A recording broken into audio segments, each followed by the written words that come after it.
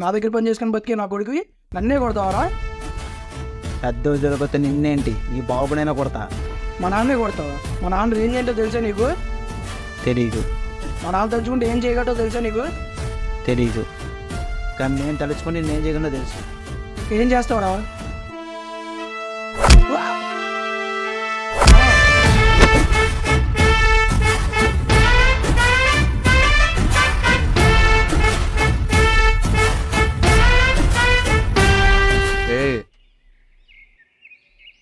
ఇట్రా